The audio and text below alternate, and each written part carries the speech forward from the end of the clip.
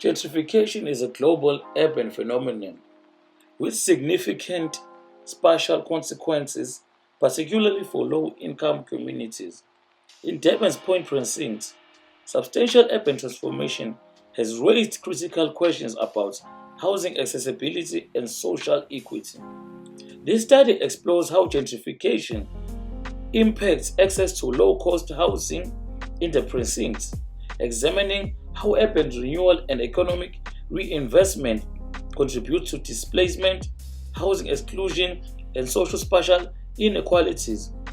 Using qualitative methods and interviews, utilizing document analysis and field observation, the research reveals that while gentrification fosters economic revitalization, it simultaneously exacerbates housing insecurity for lower income groups.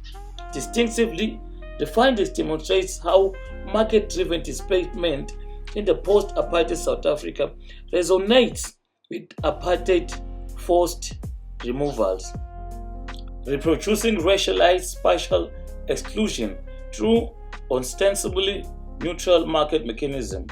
This historical continuity matters because it reveals how contemporary urban development perpetuates rather than remedies colonial and apartheid legacies, with profound implications for justice and the right to the city. This research critiques the notion of state-led gentrification, revealing instead a pattern of state weakness that creates conditions for market-driven displacement while failing to protect the vulnerable residents. This research provides essential guidance for policymakers, urban planners, housing activists, and community organizations striving for equitable urban development in South African cities and other post-colonial contexts.